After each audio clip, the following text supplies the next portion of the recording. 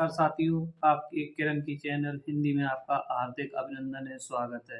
कल हमने वेद के बारे में पढ़ा था और हमने प्राचीन इतिहास के बारे में जानकारी ली थी। आज हम उससे आगे पढ़ेंगे शाक्त दर्शन के बारे में।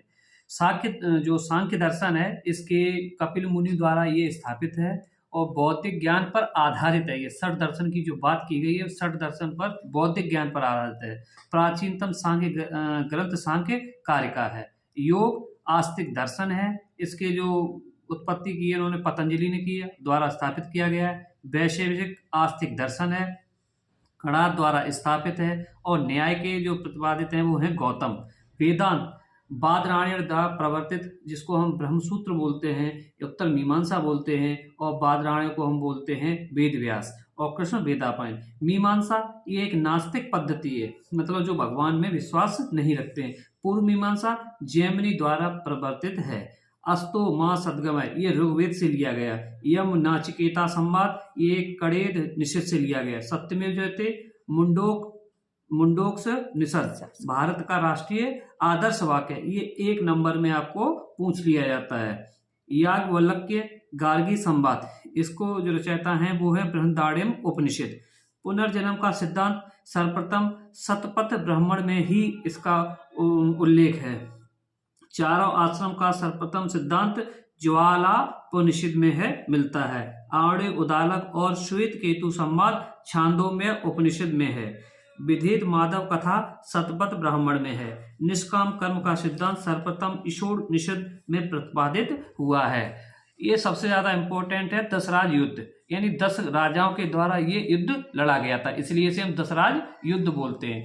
ये परोड़ी, यानी कि परोड़ी का प्राचीन जो नाम है, नया नाम है, उसको रावी बोलते हैं, कि नदी पर यह भारत वंश के राजा सुदास तथा अन्य 10 जनों के बीच लड़ा गया था। मतलब भारत के राजा थे, भरत वंश के थे, राजा सुदास और अन्य 10 जनों के बीच लड़ा गया था।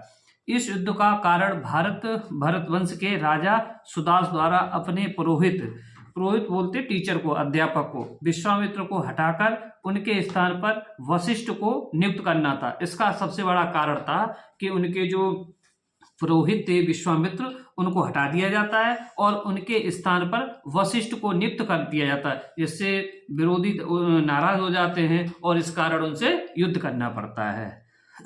ऋग्वेद के 7वें मंडल में दशराज युद्ध का वर्णन है, बहुत ही अच्छे से और डिटेल में दिया गया है। ऋग्वेद के 7वें मंडल में दशराज युद्ध का वर्णन है। ऋग्वैदिक कालीन राज व्यवस्था एवं ऋग्वैदिक राजनीतिक संगठन, इसके बारे में पढ़ते हैं। ये सभा, ऋग्वेद में सभा शब्द 8 बार आया है। सभा शब्द ऋग्वेद में कितनी बार आया है? तो हमारा ये 8 बार आया है। ऋग्वैदिक युग में सर्वाधिक महत्व उत्तर वैदिक काल में भी इसका महत्व बना रहा। इसमें स्त्री पुरुष दोनों का प्रवेश संभव था। इसमें सभा में चाहे स्त्री हो चाहे पुरुष हो, दोनों ही इसमें जा सकते थे। समिति यानी कमेटी, ऋग्वेद में इसका उल्लेख 9 बार, उत्तर वैदिक काल में महत्व बदला हुआ प्रतीत होता है।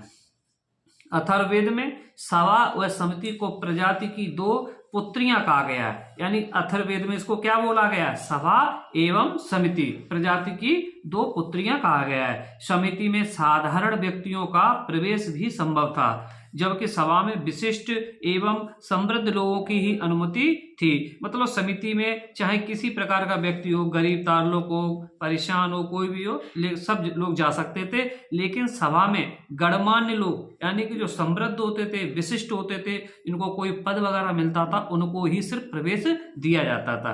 विदत, ऋग्वेद में इसका उल्लेख 122 बार हुआ है।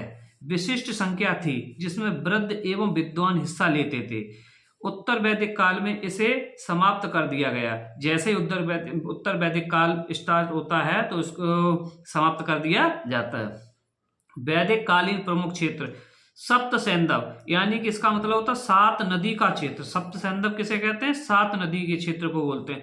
ब्रह्मव्रत दिल्ली का सीमावर्ती क्षेत्र, दिल्ली के आसपास का, जिसे आज हम लोग एनसीआर बोलते हैं, वो हमारा ब्रह्मवर्त में आता था। ब्रह्मी देश गंगा यमुना का 2 भाव क्षेत्र। आर्यावर्त ये 1, 2, 3 हिमालय से विंध्याचल क्षेत्र को